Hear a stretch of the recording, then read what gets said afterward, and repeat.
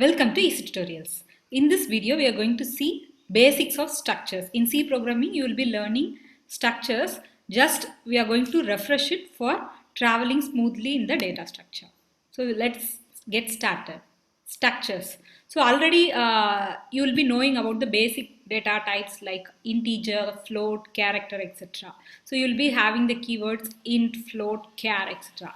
So structure is not a built-in data type, it is a user-defined data type.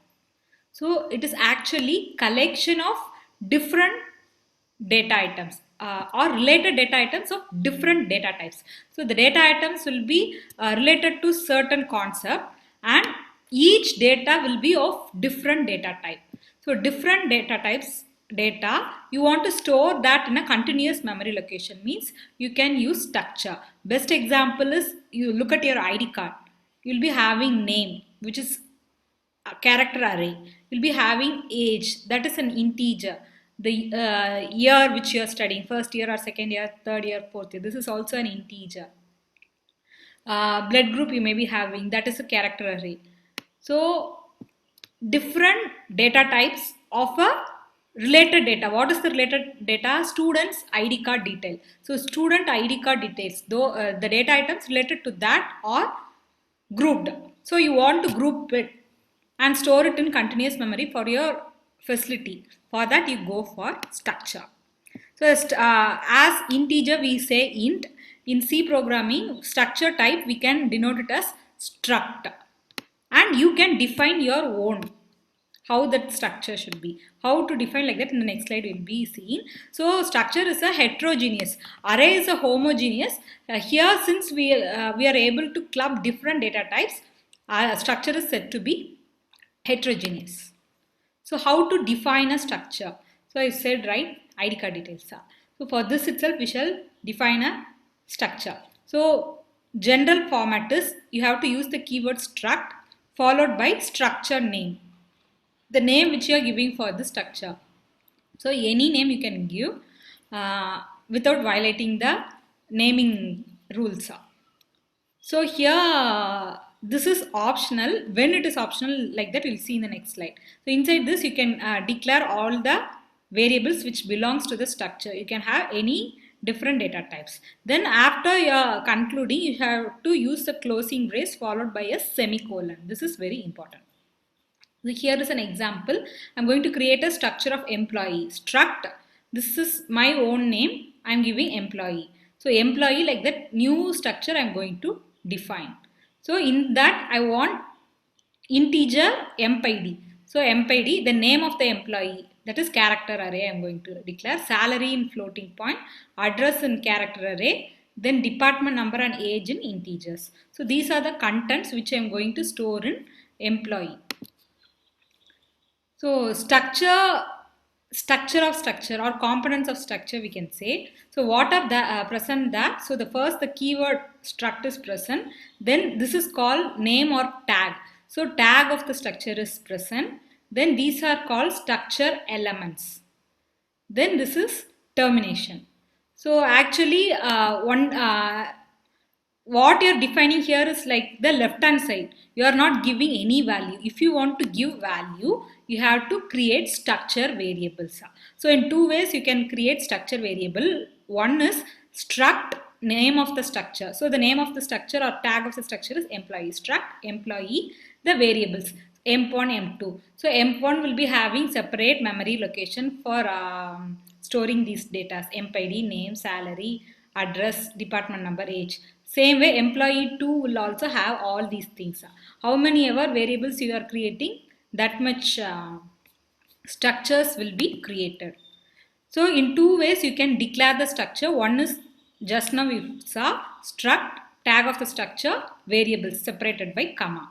The another one is before semicolon and after the closing brace. Between the closing brace and semicolon you can give variables. If you are giving so, this employee is optional. You need not or you may not use this tag. Directly you can type the structure and you can create the structure variables. But if you are doing so, only at the time of declaration you will be able to declare the structure variables. But in this, whenever you want, you can again type struct employee M3 in any point of your program. So this is more flexible comparing to this.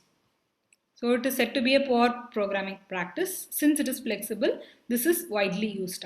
So whenever you are creating a structure, only this will be formed, the left hand side. Something like that, those information will be stored in the memory.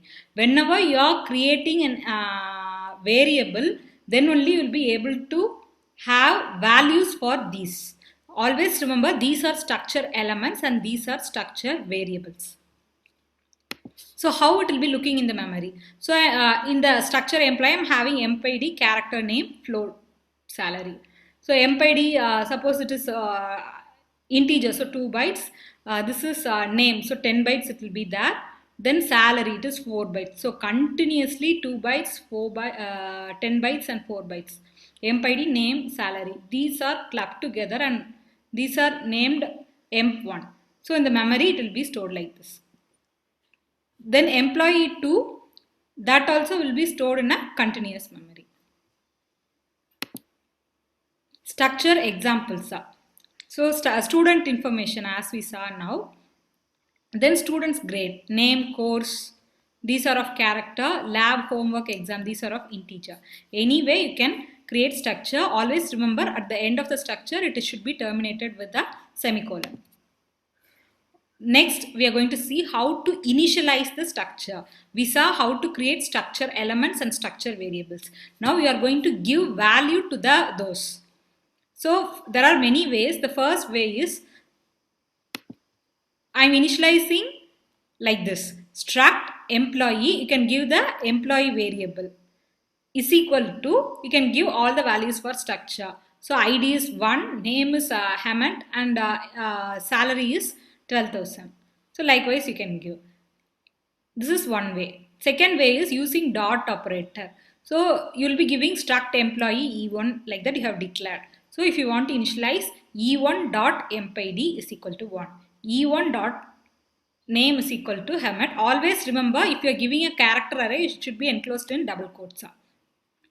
So using dot operator, so the structure variable dot structure element is equal to, you can give the value. This is the second way. So already you want to make a copy of something. So E1 already have declared, the same value is only going to come for E2, means you can write E2 is equal to E1. Just if you are equating, it will be initialized. So the last method is array of structures. So if I want to create employee records for 100 or more number of employees, I cannot give 100 variables E1, E2, E3 till E100. It will be a tough task for me. So what I can do is I can use an array in the place of structure variables. So struct employee E of 100. If I am giving so, from E0 to E99, all the values will be created. So here I am starting from 1. You can also start from 0. So from E0 to E99, the employee's name will be stored. So while you are scanning, you have to give ampersand E of I dot employee ID. Since it is a string, ampersand is not required. So E of I dot name. Then float means ampersand E of I dot salary. So this is the fourth method. So initializing pointer to structure. So struct employee, the same structure I am taking, I am having two variables, E1 and star E2. So E1 is a normal variable and E2 is a pointer variable. So what if I want to directly equate E1 to E2, the values of E1 should be copied to E2, means you can give E2 is equal to ampersand E1. So the same thing will be copied. This is one way, but always you will not be copying. You will be creating new content. For that, you have to use the function malloc. So for malloc, this is the syntax. Left hand side should be there for malloc. If you are using malloc, it should be L value should be present. So E2 is equal to, for which you are going to allocate memory, the pointer variable E2. So this should be a pointer variable.